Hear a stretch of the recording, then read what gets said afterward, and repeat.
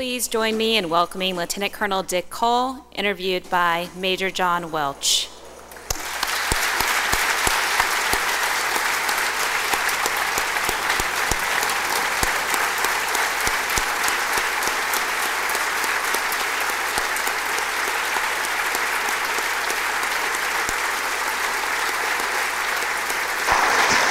Thank you.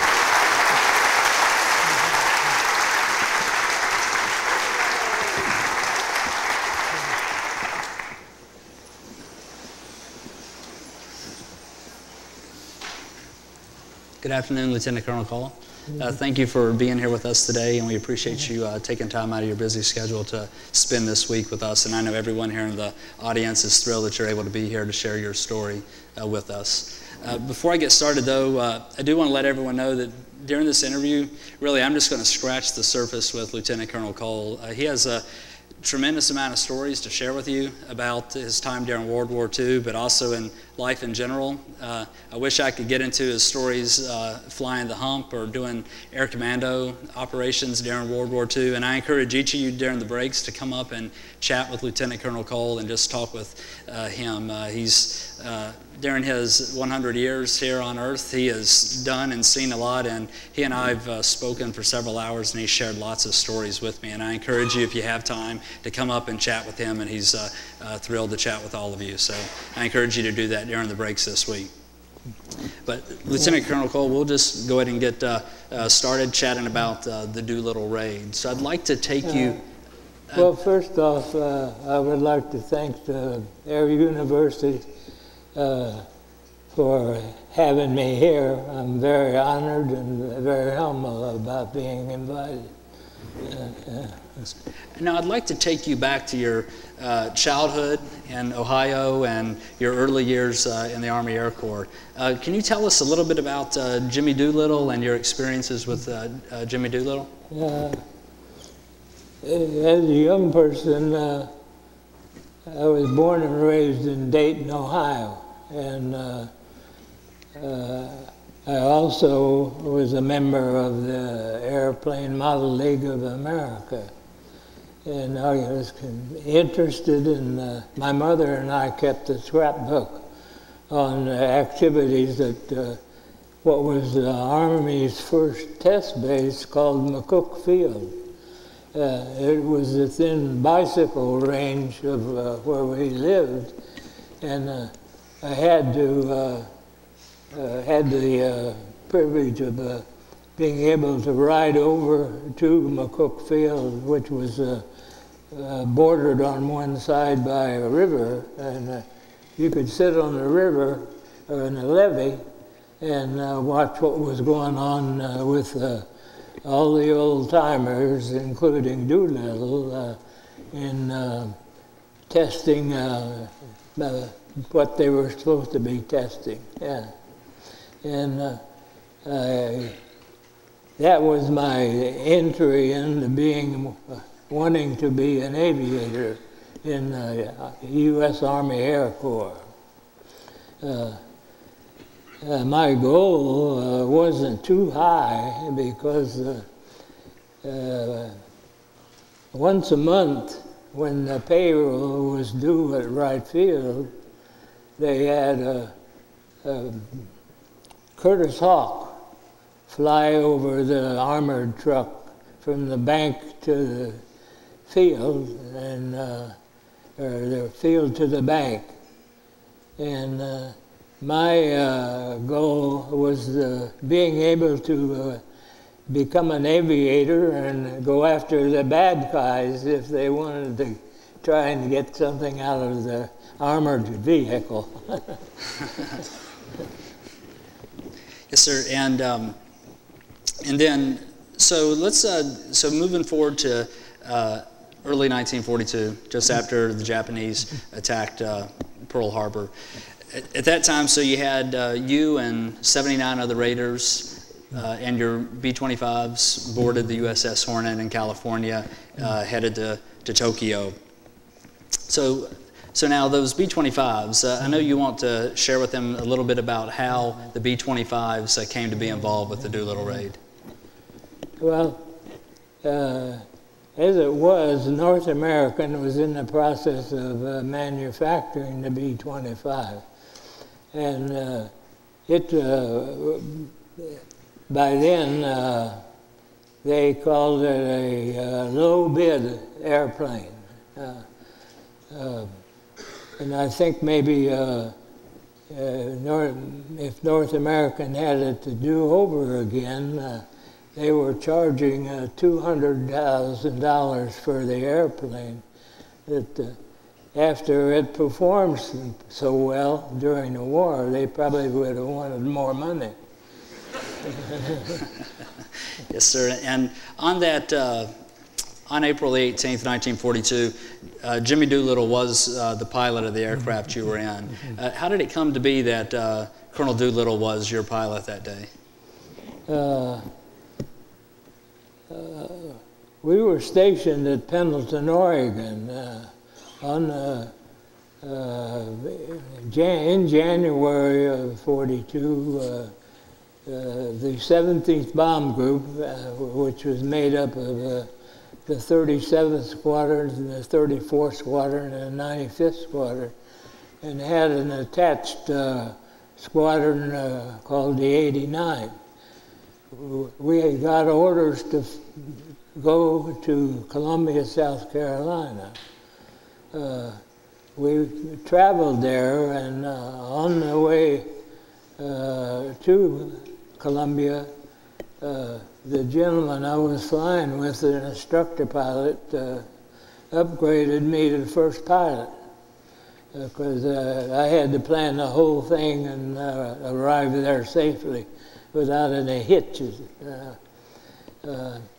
After we were at Columbia for maybe a week or so, they put out the word where they were looking for volunteers to go on a very dangerous mission. In the meantime, Colonel Doolittle was busy looking around for an airplane to do that.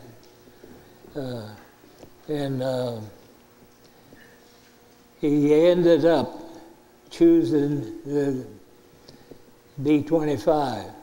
Now, and since we were the only group that was operational at that time, it ended up that he chose our group, and so all this history or so forth about volunteering and so forth, you thought that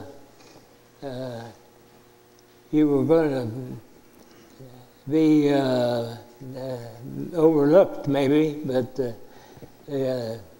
if you thought that it was going to catch the eye of Colonel Doolittle, and we were going to go on the raid whether we wanted to or not. Sir, and so how did it make you feel having your boyhood hero, Colonel Jimmy Doolittle, be your pilot that day? I was very elated, and I wondered how lucky I could still be that it happened. But to tell you the real story was that his original pilot had some kind of a co-pilot, had some kind of an accident and couldn't go. The morning that he was supposed to come into England, the pilot that I had he became ill. He got appendicitis, and so the crew and I talked it over, and they still wanted to go on the mission. And so I went to the ops officer, who was Ski York, and told him the problem, and because there were already standby crews that are trained, and he said, "Well, I'll crew you up with the old man," and if you do okay, you got yourself a pilot. It turned out that he didn't fire us, and he took the seat of the previous pilot, and we were the baggage that went along with the airplane. Yes, so tell us what it was like being at the controls of that B-25 on April the 18th, 1942. What was it like looking out the windshield of that B-25, looking at the flight deck of the USS Hornet that morning? Well, maybe I should say a little bit about how the B-25 involved. Being a low bid airplane, it was designed as a medium bomber, which who was supposed to operate at about from 12,000 to about 18,000 feet. But in the meantime, the anti-aircraft industry became more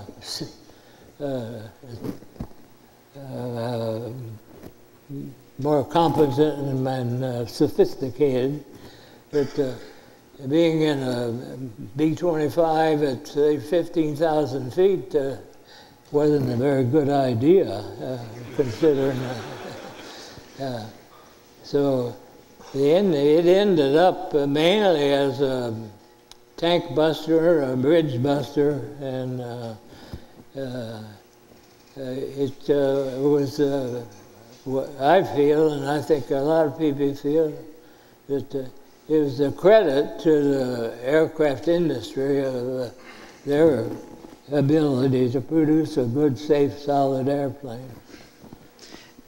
Now, you already said the B-25 was designed as a medium bomber. So this was, you had never taken off from an aircraft carrier before. Was it scary for you that morning, being the very first fully loaded B-25 to take off from the USS Hornet? Well, to be honest, when they first told us that we were going to be taking off from a carrier, they said, well, I'm not so sure about that. But after we started training, and Lieutenant Hank Miller from Pensacola came down and showed us how to make a carrier takeoff. What he did was figure out right away that the B-25 has a negative angle of attack. And his objective right away was to get the pilots to pull back on the stick enough to get at least to the zero drag. And he was able to do that, and he rode with each pilot till he thought that they either were up or down. The other thing was that we took off several times, fully loaded, as we would be loaded on the carrier. So we had at least a glimmer of confidence that it could be done. And considered the wind over the deck and the natural wind, we only needed about 20 knots of propellant to be airborne. One of the young pilots in a takeoff when we were practicing got off 278 feet. Wow. So how long was that flight from the Hornet to Japan? It was about 4 hours. On the way there, we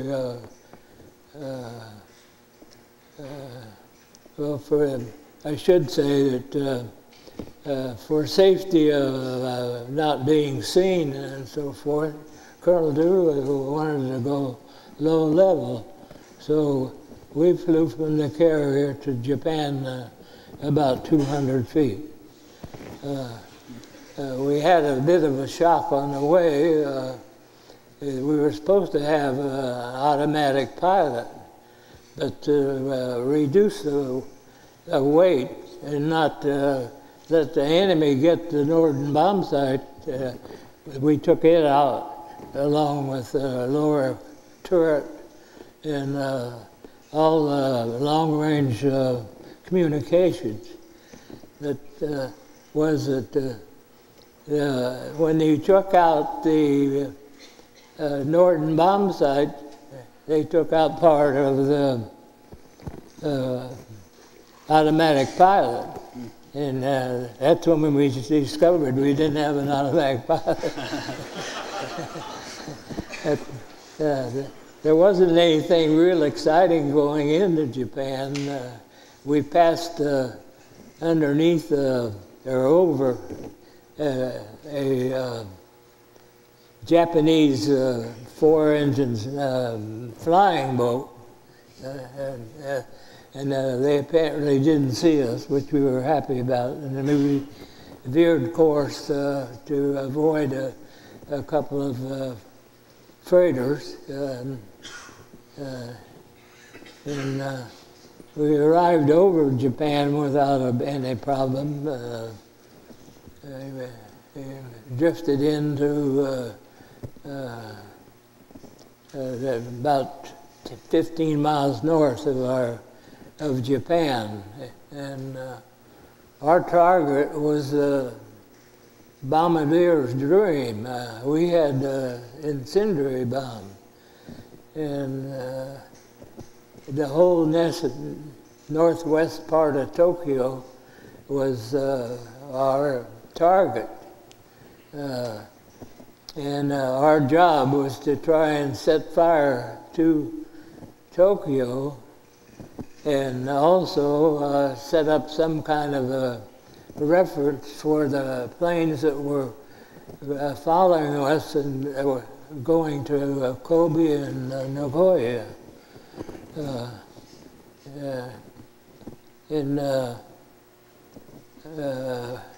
We were able to do that. I don't know, I've never ever heard how much damage we did to firebomb-wise. On the way in, we weren't sighted. We passed over the shore and so forth, and for some reason, I was very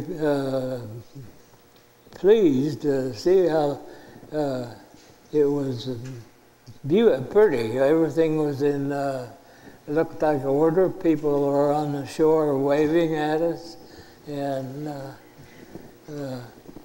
as we approached, Fred Bramer, the bombardier, had picked out a IP point that he would use to drop the incendiary bombs. And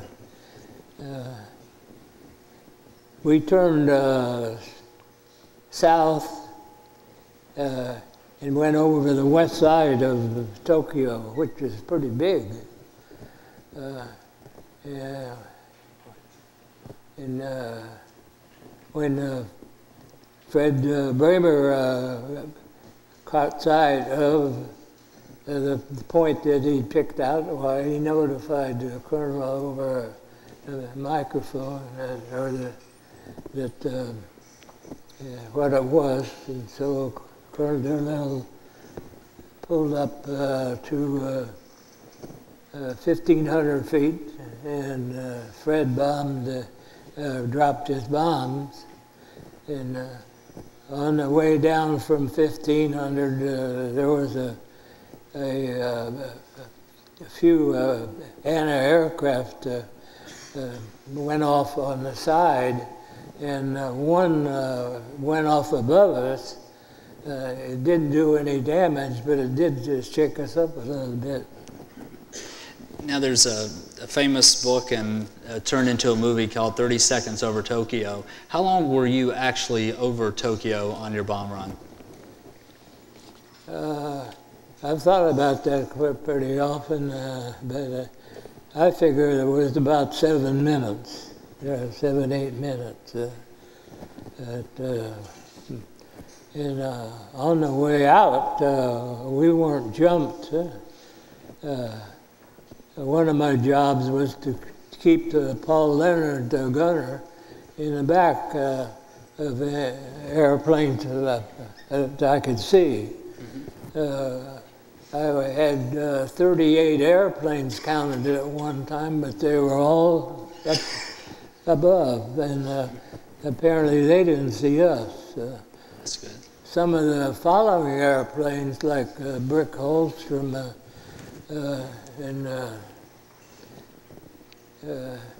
he was jumped by one, I don't know what airplane it was, but was shooting a bullet that we figured out it was probably like a 22, because he said they bounced off the wing. Didn't penetrate. No damage to them or any of the following airplanes.